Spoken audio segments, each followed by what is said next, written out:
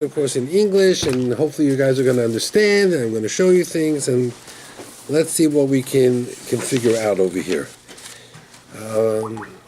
Parasha's Noach. Here we go. See? No. I trust you. Parasha's Noach. You ready? We know who Noach says in the beginning of the Parasha, Elah told us Noach, these are the generations of Noach. Noach each tzaddik. He was a tzaddik. He was a good guy. He was a wonderful guy. The world was corrupt. Noach was good. Now I'm going to go back to this pasuk in a moment. But pasuk in Allah says, "Vatishachei ha'aretz ifnei Elokim." The world was destructive, was corrupt in the eyes of Hashem. Bless you. Vatimalei ha'aretz chamas. The world was full of chamas. That's very interesting.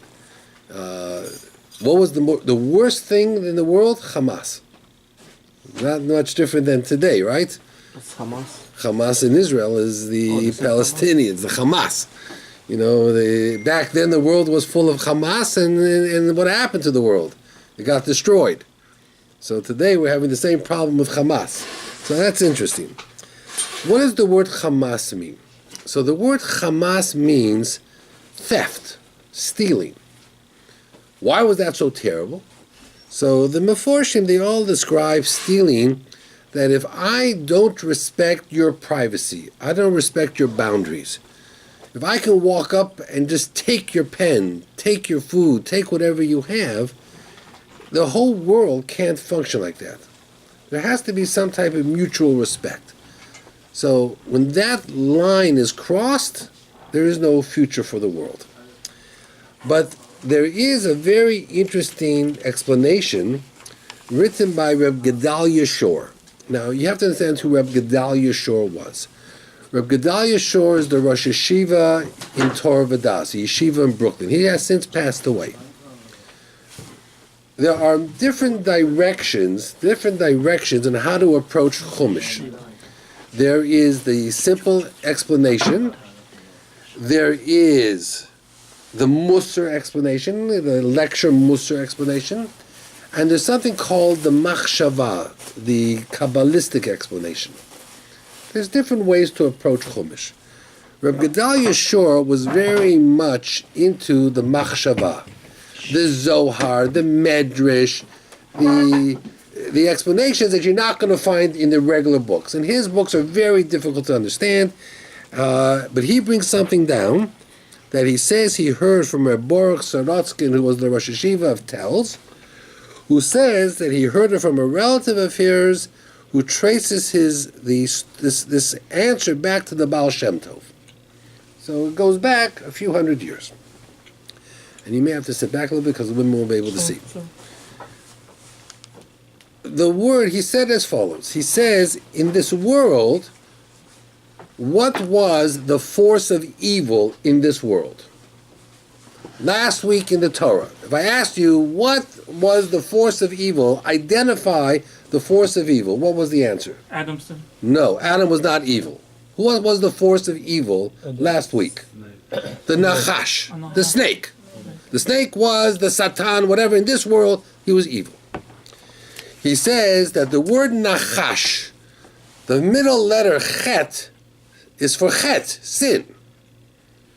In order to contain it, you have to put on either side something as a buffer.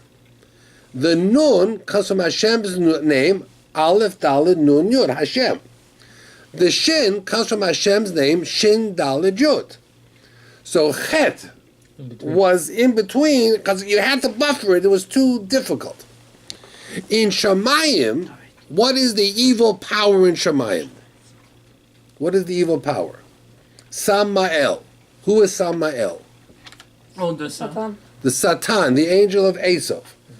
The first two letters, Sam, is the Hebrew word for poison. So how do you buffer it? The last two words, Aleph Lamed, is Hashem's name. Okay, you got that. So the Baal Shem Tov said, what happened is that the evil of Shamayim and Aretz merged. You know how certain Nephilim people came down from up, the evil from up and down merged, and the caution, the buffers, the protections to keep it contained broke. And if you take the evil of the Nachash, the Chet, and Samael, the poison, and you put the three letters together, what does it spell? Hamas. Yeah. The world was filled with Hamas, evil without the buffer. You mean this way, right? Right, Hamas. So the Hamas, the evil, was in this world without the buffer. No buffer, it was destruction. Everywhere was destroyed. So Hashem said, I have to start over. But to start over, I'm going to build a box. And I'm going to put the few good people in the box and protect them. But the box had certain size. Well, let's look at the size. It was 300 amos. That's the letter Shin. It was 50 amos. That's the letter Nun.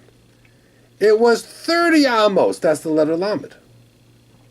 And it was shaped coming up to 1 amma on the very top. That's the letter Aleph. So the Teva were the letters Hashem's name, and Hashem's name, which were the buffers to keep evil in check. Hashem reset the world, got rid of the evil, put the protections back into place with Noah. And that's why the Teva was that exact size, and not 60 or 250. And that's why Hamas is used as the evil, because that represents the evil. That's what the Baal Shem Tov says. Okay. Let's go further. And this, these shiurim can be found a different way, but I wrote this shiur a year ago. So let's go further. Eila told us Noach. These are the generations of Noach. Now, it's a little bit unusual, because when you say generations with the letter S, means he lived in a bunch of generations. But he lived in one generation. You don't live in 10 generations. So it says these are the generations, plural. Why? Noach. It says Noach twice. Why? We're going to answer these questions. I'm asking them because we're going to answer them. And he was an Ish Tzaddik. He was a righteous man. So now, who else in the Torah does the Torah call a Tzaddik? Yosef. And Yosef is called a Tzaddik not necessarily in the Torah itself, but in the Haftorah for Parshas Vayeshev, in Omos, it says, Ko Amar Hashem, I forgave 3 sins, but I won't forgive 4.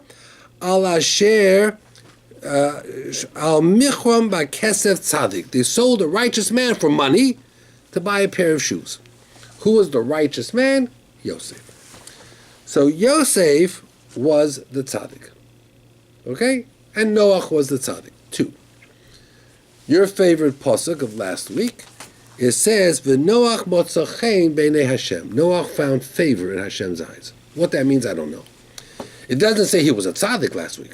It just says, I looked around, everybody was horrible, but this guy, I like the way, I like him. He has a nice smile. It doesn't say what it is. Okay. Who else in the Torah does the Torah say the word chen? There are 2 more people that the Torah actually uses the word chen. One is Yosef again.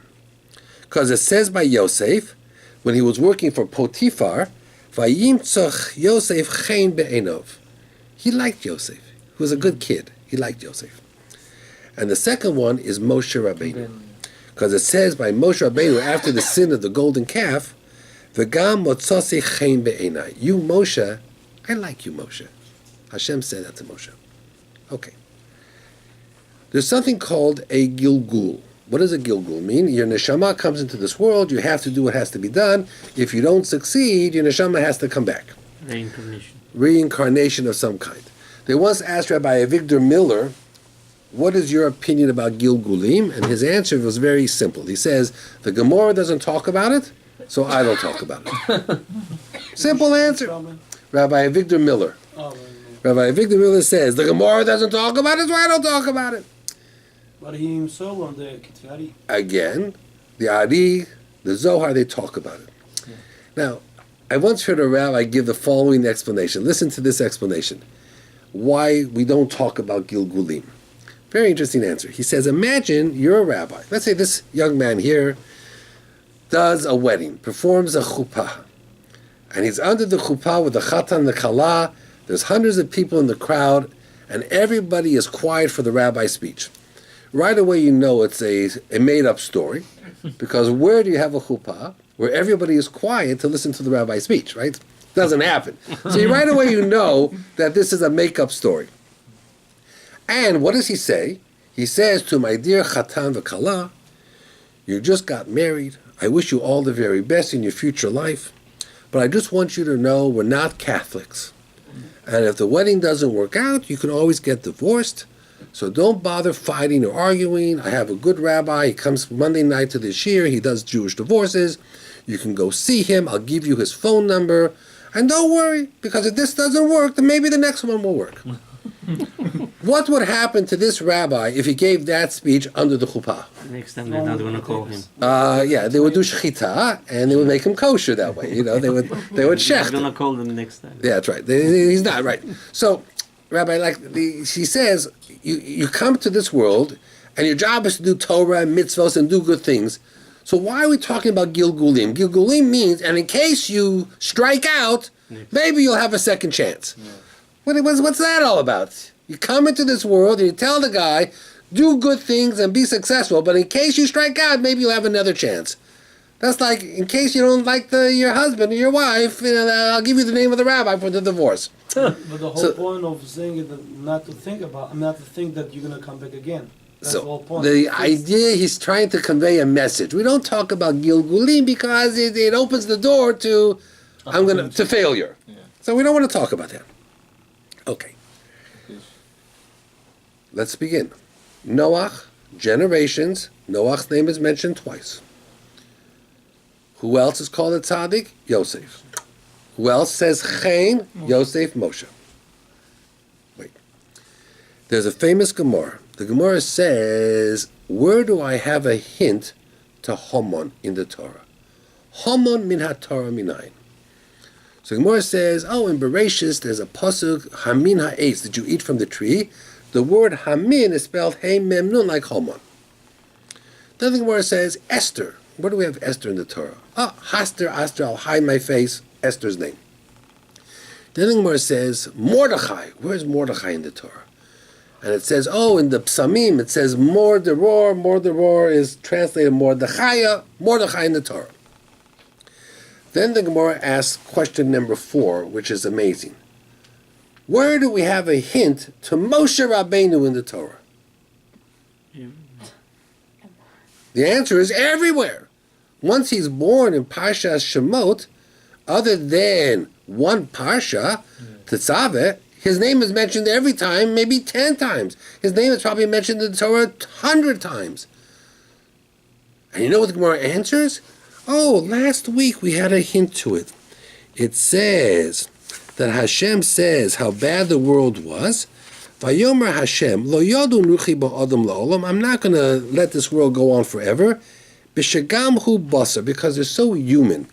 And the word b'shagam equals 345, the same gematria as Moshe. And an extra premise is, and their life will be 120 years. How old was Moshe when he died? 120. So the Gemara says, you want to know where we have Moshe's name? Last week we had a hint of Moshe Rabbeinu's name. So everybody asked the obvious question, that's crazy. A hint to Moshe Rabbeinu? What do you mean a hint to Moshe Rabbeinu? Moshe's name is mentioned 1,000 times. Who steps in to answer these problems? No one other than the Chidah. Right? A nice Ashkenazi rabbi. I always say that when I mention the Chidah, because I know he's Sephardi. The Chidah says, again, how he knows this, I don't know. It's a Zohar, it's a Arizal. He says, Noach, after the Mabul, because Hashem held him responsible for the Mabul, had 2 Gilgulim. He had 2 people had to step up and be mechaper his sin. The first was Yosef, and the second was Moshe. Eile Toldos, the generations of Noach, because it was Noach's generation and Yosef's generation and Moshe's generation. Noach, his name is mentioned twice because two people were going to have to come up and be mitaken his neshama. Now, look at what is being said. Noach is called a tzaddik and Yosef is called a tzaddik. The Gemara asks why. What does it take to be a tzaddik? The answer is shocking. You know what the Gemara's answer is? Noach fed the world, that's why he's a tzaddik. Yosef fed the world, that's why he's a tzaddik. If you feed someone, you take care of someone with food, you're called a tzaddik. Which two people fed the world? Noach and Yosef. Starts making sense now. Noach needs a tikkun. The guy who's chosen is Yosef. Look at, and you think that? I'm going to show you 10 comparisons in a moment. 10 things that make them similar. Noach and Yosef both fed the world. Okay. After the Mabul, we only have one more story with Noach. He came out, he planted a vineyard, and what did he become? Drunk. There's one thing it says by Yosef. When the brothers came, they drank. Rashi says this was the first time Yosef drank wine. Because after they sold him to Mitzrayim, all the years he was separated from his father, he never touched any wine or liquor. He didn't want to lose control. He didn't want to forget about his pain. He didn't want to forget about his family. People drink to escape. Noach did a sin with wine. Yosef has to do the tikkun. What's the tikkun? The opposite. Don't drink. No drinking. But nobody else in the Torah does it say they didn't drink, except for Yosef. Of course. Moshe equals 345. Yosef is 156. Together it's 501. Eile told us Noach, Noach. The first letter of those four words equals 501. On Moshe's stick were three words, Tetzach, Adash, Bachav, the Makot. You add up that, it's 501. Moshe's what? Stick. Oh, stick. Uh-huh. Okay? Now, let's go further. What was Noach's Avera? It says in the Haftorah, these are the flood waters of Noach. They were called Noach's flood waters. Hashem says to Noach, I hold you responsible for the Mabul. You didn't do two things. What were the two things he did not do? Teshuvah. He, number one, did not give them Musar, right? He didn't try to make them do Teshuvah. Yeah. And number two, he didn't Pray. daven for them. Okay? Comes Moshe Rabbeinu. What were the two things Moshe did all the time to Hashem on behalf of the Jewish people? Pray. He gave them Musar and he davened for them. Whenever they messed up, who was the one who said, either forgive them or wipe my name out of the book? Moshe Rabbeinu davened all the time, and Moshe Rabbeinu, gave them Musar.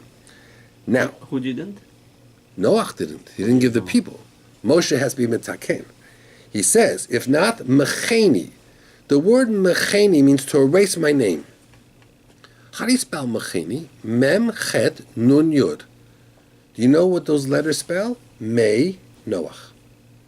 Mem, Yud, Nun, Chet spells Mei, Noach. The word Moshe says, erase my name if you don't forgive them. Now understand what Hashem said to him. Hashem said to Moshe, I'm going to test you, Moshe. I'll tell you what, I'm going to make you a deal.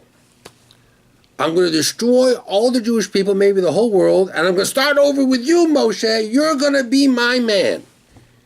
When was the last time Hashem made an offer to somebody? I'm going to destroy the whole world. I'm just going to save you and your family. Noach.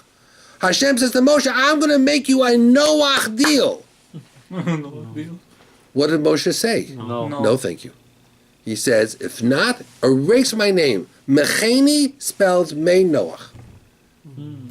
Whose Avera did he have to fix? Noach's. So when Hashem said, I'll make the world out of you, he said, no, thank you. I'm going to fix that guy's sin.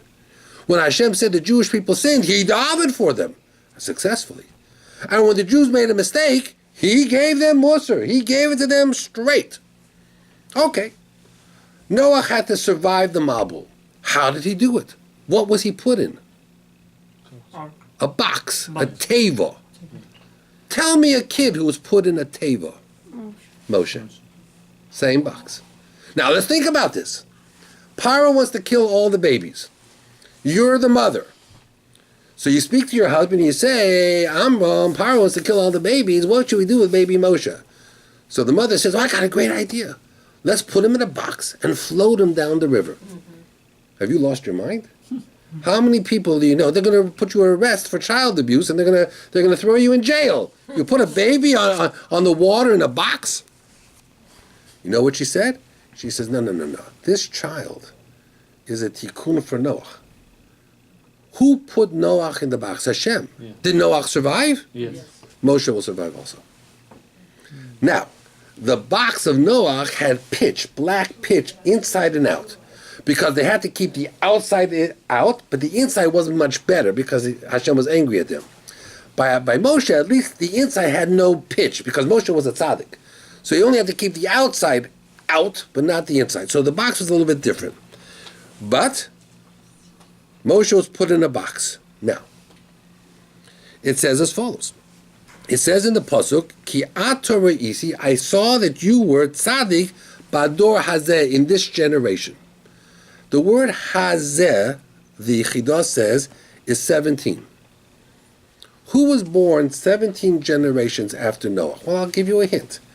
From Noah to Avraham was 10 generations. Moshe.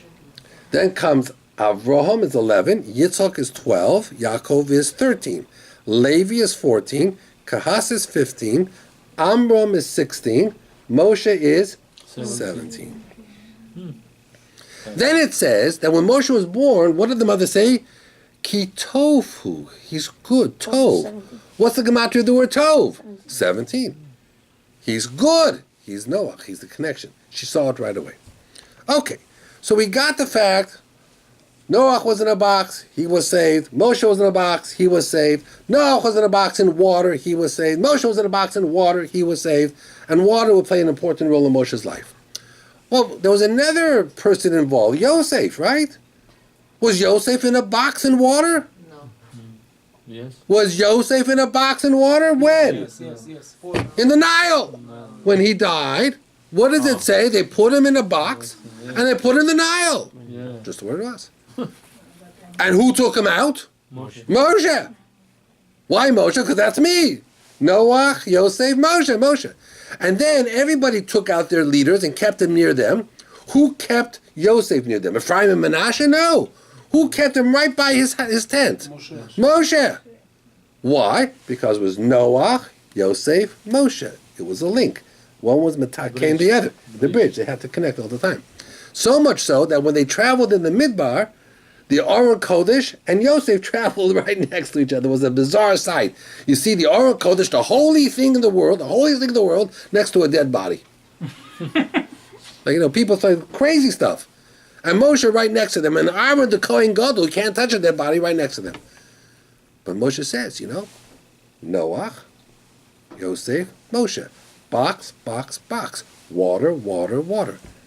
It's an amazing thing. 17 generations, Tov. If you begin to look at what's happening here, it is so amazing.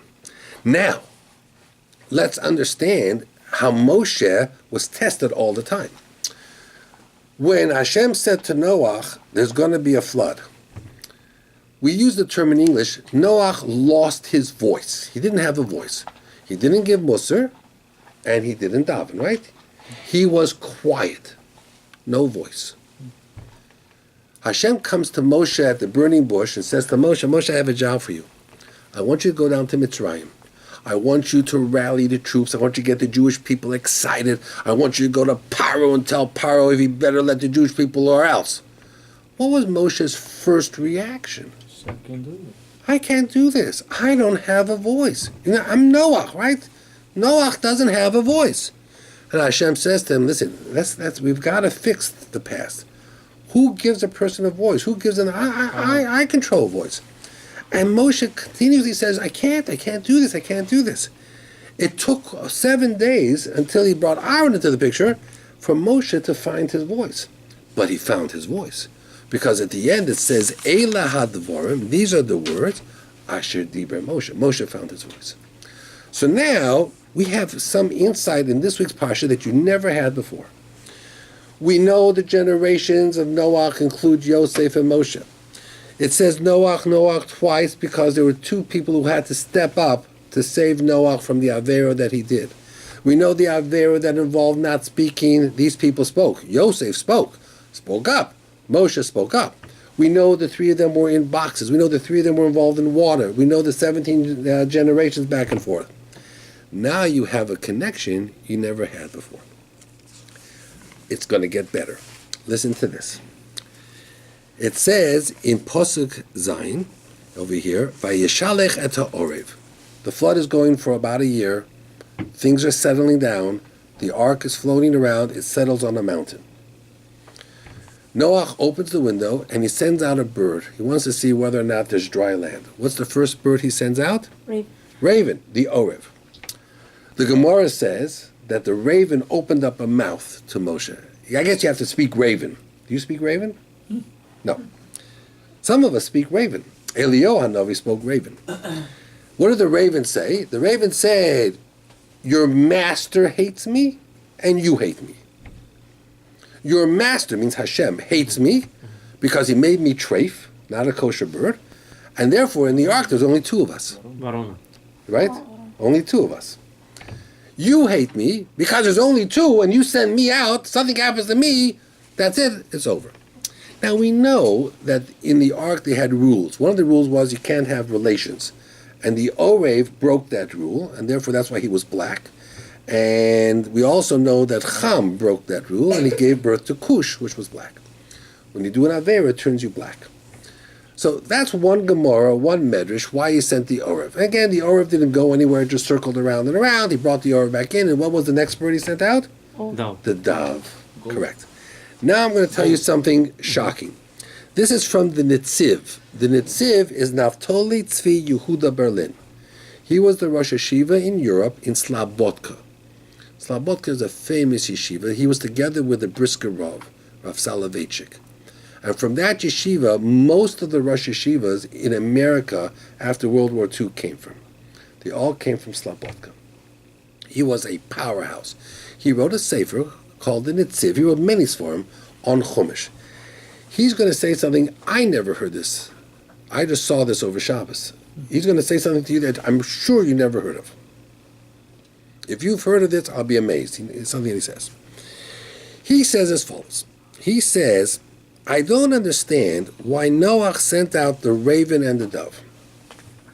If you're looking for birds that are strong, that can fly far, that can search for dead bodies, Eagle. Send an eagle. Send a falcon, send a hawk. There are much bigger, stronger, faster birds. Why did he send a raven? And why did he send a dove? I'll read it to you in Hebrew and I'll translate it to you. It's an amazing answer. He says, the Orev Yona Halalu, this raven and dove, were not part of the birds that came into the ark to be saved. That means 2 ravens came and 7 doves came. These 2 were not part. But, like many people have pets in their home, in those days, Noach had birds as pets. So the raven was one of his pets. You know, some people have parakeets. I like fish. I have goldfish and I have tropical fish. But Noach had, anybody here have a parakeet in their home? You have a parakeet. Okay. Noach had a dove and a raven as a pet. That was his pet. He liked the dove because you could send the dove far distances to send letters back and forth, like a carrier pigeon. When Hashem said the Mabul was going to come, Noach said, can I bring my pets into the ark? So the Nitziv writes that Hashem said, sure, because it says, Bo ato, you should come, v'chol beisecha, and your whole household. And the Nitziv says that many people who have pets are like their children. Have you ever seen a dog owner? Or, I've seen cat owners and dog owners walking their animals and saying, come here, my child, come here, my child. It's like they're like children, right? So Noach says, if I can bring my whole family, I'm bringing my pets. They're like family. So he says, Noach sent out the raven and the dove, not because there were these 2 that he brought in from Hashem, but they were his own. If they were his own, he could do whatever he wants with them. So he sent them out. He wasn't going to risk any of the birds. Send out a hawk, a falcon, and God forbid something happens, the whole species is lost. So he only sent out the birds that were extra, that were his own private birds. And that's why he sent it out. So now it makes sense. Now it was something better.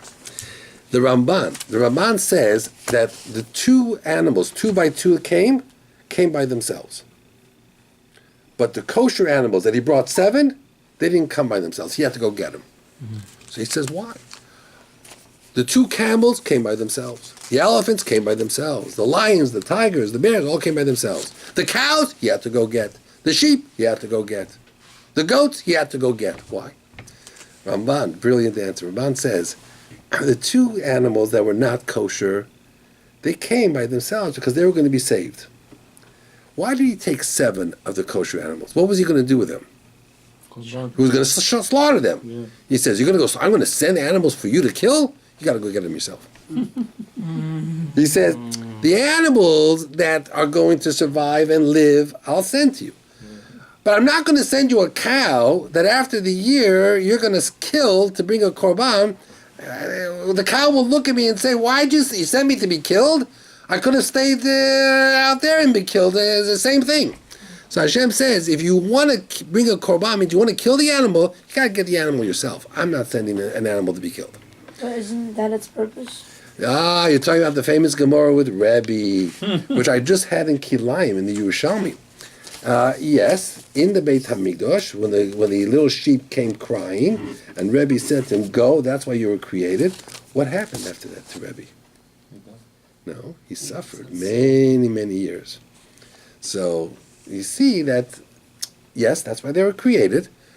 Don't talk to pizza; they won't like what you're saying. But that's why they were created. But it's not what it is. Okay. Look at the next thing. Listen to this. You've also never heard this before. Maybe we'll even finish early. I got people coming tonight. Listen to this. It says that after the Mabul, Hashem said, I'm never going to destroy the world again with water. And if I'm ever thinking about destroying the world again, With fire. rainbow. Eskashti nasati ba'anan. I'm going to put my rainbow in the clouds. So if you look at the Meforshim, they ask the obvious question. In the first 10 generations of the world, which was like 1,000 years, were there rainbows? That means, that's the question. In the first, did Adam ever see a rainbow? Did Cain, Hevel, did any of these people ever see a rainbow? And you have to understand the question. Because if I'm watering my grass, I'm going to see a rainbow in the water. If I go to Niagara Falls, every single day, I'm going to see a rainbow in the falls. So, in many ways, rainbows are natural refraction of light. So the question comes up, was there rainbows before the flood? That's the question. Ramban. The Ramban says, rainbows existed from the very beginning of time. Hashem made the rainbow now his sign, that's all. Nothing has changed. Hashem says there were always rainbows. But now, if you see a rainbow, it's going to remind you of the water, it's going to remind you of the flood, so we make a special bracha. The Even Ezer says, no. Before the flood, there was no seasons. The weather was always springtime. Wow. In America, there's a city like that called San Diego. It's in California. The weather is always gorgeous. I hear Aruba is supposed to be always gorgeous. Mm-hmm. Never hot, never cold, always the same temperature, winter, summer, spring, or fall.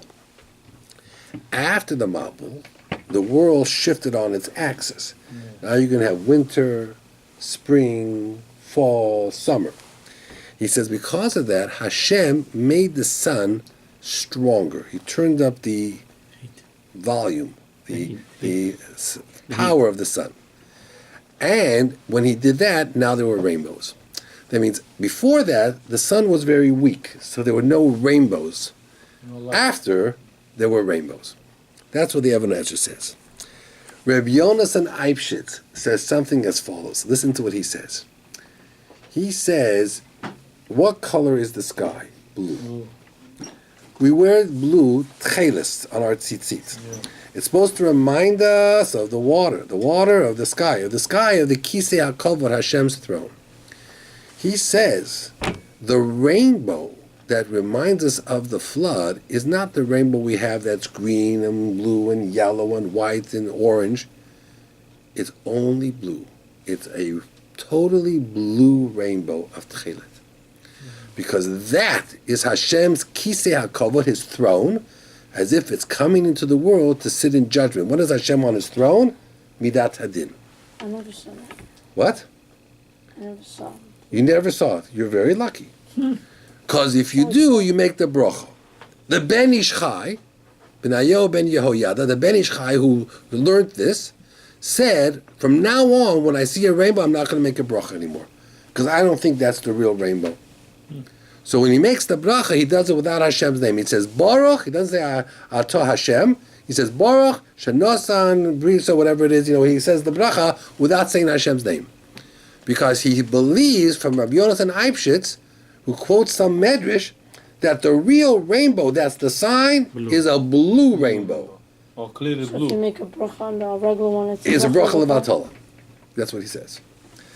Now, we don't. I can't tell you what the halacha is. You'll ask your local Orthodox rabbi. But Rabbi Yonasan Eibshitz, but the Ben Ish Chai says from that moment on he stopped making brachos But on Allah, rainbows. you supposed to see if you see the rainbow, you make a bracha. I'm just telling you. You'll ask your local Orthodox rabbi whatever he tells you to do. No, but how does the Rabbi hold himself? Does he make a Myself, bracha? I try not to look at rainbows. No, but if something happens, you drive by and boom, you ride on the highway. Really? That's happened to you? You drive by the highway and boom. It did actually when the kid was Yeah. killed in Brooklyn. Yeah. And he was sliced up. I wasn't driving by at that time. No, I was driving. What bracha you say for it? The day after. There's the a day special after- bracha that I remember the brit and everything else, and I won't. the Some day of us are after- fortunate never to see rainbows. No, that's impossible. Rabbi Shimon Bar Yochai said he never saw a rainbow in in these days. his generations. And you're saying it's impossible?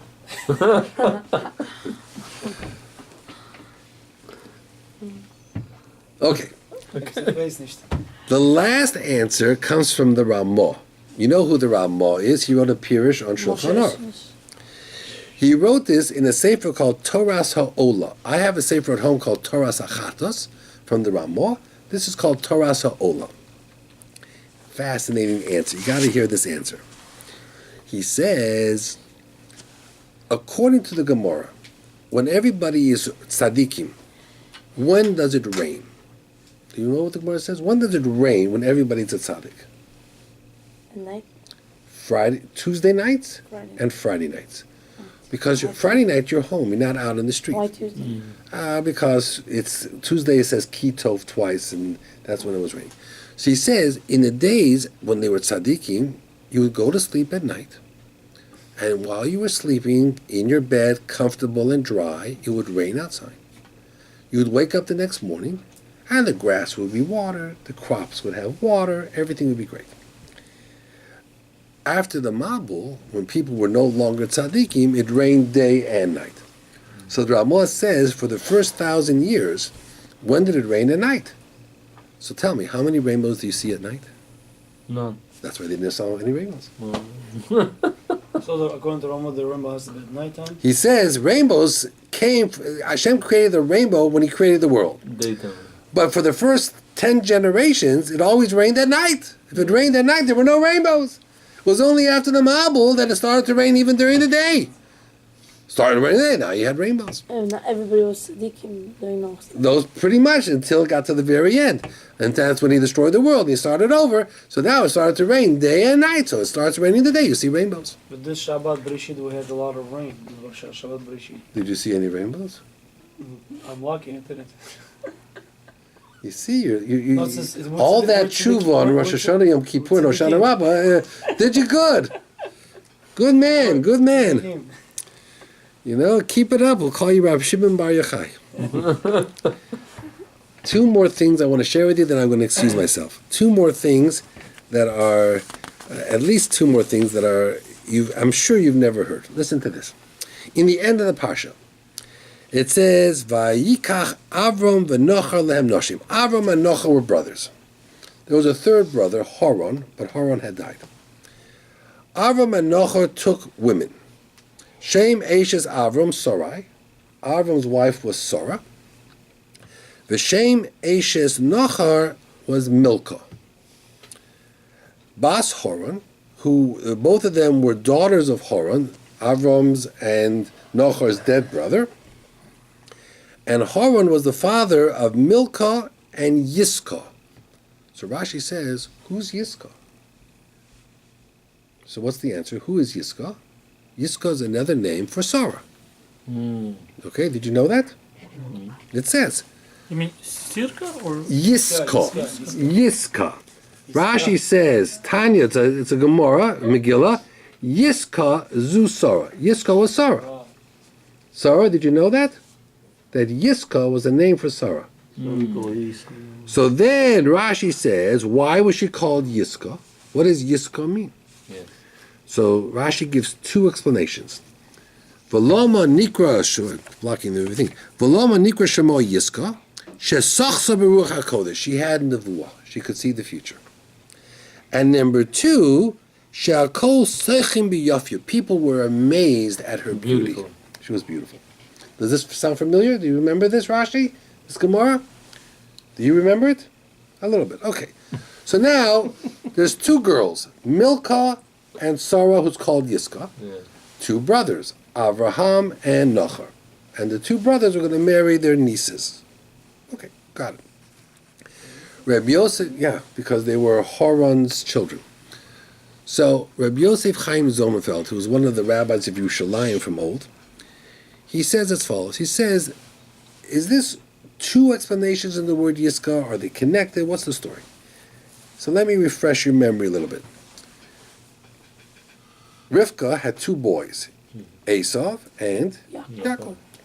Lavan had two girls, Leah and Rachel. What did everybody say? You know, they weren't Bukharim, but they all spoke and gossiped back and forth. So what did everybody say?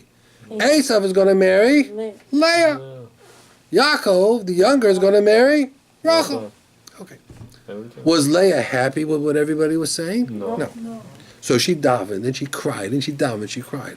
What was the consequence of her davening and her crying? Her eyes were droopy and weepy. Some say her eyelashes fell out. She was not as beautiful as she could have been because she was crying.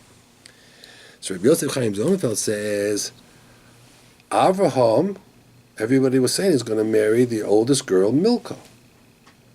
And Nochor is going to marry the younger girl, Sarah. Now, Sarah didn't want to marry Nochor. Sarah wanted to marry Avram because Avram was a big tzaddik. So why was her eyes not droopy and why was she not crying? Because she had Ruach HaKodesh. And she knew Yiscah. She knew she was going to marry Avram. So therefore her name was called Yiscah. She had Ruach HaKodesh, and because she had Ruach HaKodesh, she didn't cry, so she was beautiful also. So he says the word Yiscah actually explains both names.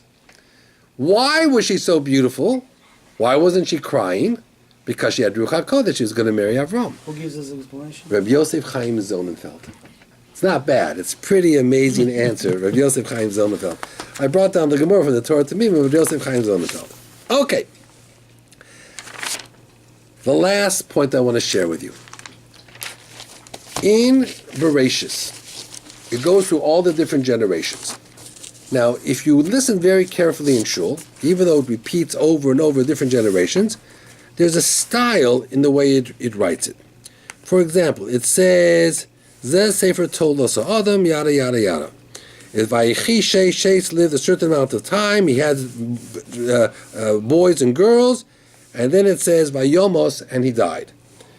Enosh lived X amount of time, he gave birth to Bonim Ubonos, boys and girls, he lived Vayomos, he died.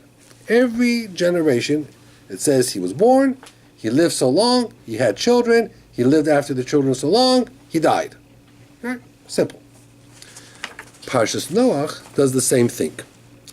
In the end of Parshas Noach, it says, Ulashem, Yulad Gamhu, he had children, yada, yada, yada. He lived so long, but it doesn't say he died. The word Vayomos in Parshas Noach is missing by every one of the generations. Why? So the Medrash HaZohar asks why. I'm going to tell you the answer. I am sure you never heard this before. If you've heard it, you can stop me and say, that's old stuff. I've heard that. But so far you haven't stopped me yet tonight. We've been going strong. The Medrash HaZohar says that when Noach and the family came out of the ark, the Teva, they were all sick. Because they were in a box with animals and food and decay and feces, they didn't have bathrooms. For a whole year, breathing in that smell. He says when they came out, they were so sick, they were near death. Shem, who was the good son, Shem, walked to Gan Eden and begged Hashem for a cure. And Hashem gave him a book called Sefer HaRefuos, the Book of Cures.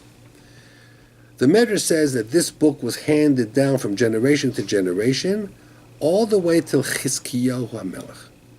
And Chizkiyahu HaMelech buried the book, hid it away. Because what was happening was people would get sick and they would look in the book and they got better, and therefore people didn't die so quickly, and it just was, it caused more problems. No, the tshuva caused more problems than good. Okay, so I got that. Shem went to Gan Eden, got the book, came back, cured his family. All makes sense. Except for part 2 of the Medrash Zohar. And this, I'm sure, will blow you away. Once he was in Gan Eden, where Adam had walked and Chava had walked, he walked around. And what did he see right in the middle of Gan Eden? Tree of life. The tree of life. And you know what? The Medrash says he took one of the fruits and he ate it. Shem? Shem. And therefore, when he came back, he didn't die. And therefore, all the generations, since they couldn't write on Shem and he died, in Noach, all the pages, when it goes to the 10 generations, no one has the word Vayomos. They died. When it came time for him to die, the Zohar says, Hashem told him to go into the desert, which he did, and Hashem put him in a coma. He wasn't dead, he was in a coma, and covered him over with dirt and leaves, so he looked like a big mountain. And that's where he stayed for hundreds and hundreds of years. Well, he didn't know. He wasn't dead. And because he never died, his neshama never went up to Shemaim, and he never had nechama, and he never had whatever. Who discovered all this? Who found out about all this? Only one person in the world, Shlomo HaMelech. Somehow he found out, the birds, or Shlomo HaMelech found out. So the Zohar says that Shlomo HaMelech went into the desert looking for that mountain. And he found it. And he brought Shem back. He dug out Shem and he brought him back. He woke him up. And Shem had 2 requests. One request was he wanted to die because he didn't want to live like this. He regretted eating from the tree of life. The second thing he said was, 1,000 years ago, when I was sleeping, the whole earth shook. Like I heard the whole earth shook. What happened? Was there another flood? And Shlomo said, no. It was the year 2448. Hashem gave the Torah to the Jewish people. That's the only thing he remembered, the earth shaking. The Medrash says that Shlomo HaMelech davened, and Shem did die, and his body simply fell apart, decomposed, and he was mispala for him, and he finally was able to die and went back up to Shemayim. But because of that, in the book of Noach, when you go over and you look at all the different generations, you'll see how long they lived, you'll see they had children, just like in Bereshit. But the word, and they died, is missing. That's what the Medrash HaZohar says. Now, understand, there are the simple pshat in the Torah, and there's these Medrashim. There's some of them are fascinating, but most of them are very hard to understand. I can't say that you can't walk out of here tonight and say, I understand Gilgulim. We don't understand that. Although I believe in second chances, but we don't really understand what all that means. But it's fascinating to see the connections between Noach, Yosef, and Moshe. It's fascinating to see Avraham, Sarah, Nahor, Milcah, and then look at Rivka, Lavan, Yaakov, Esav, Rachel, Leah. It's interesting to know all about the rainbows. Yes, rainbows, no rainbows, were there rainbows, not rainbows. What color are the rainbows? The fact that it rained at night. These are all things. And, of course, why Noach sent out those two birds? They were his pets. These are things most people have never heard in their life. And I hope you have a very good night. Thank you. Thank you. Amazing.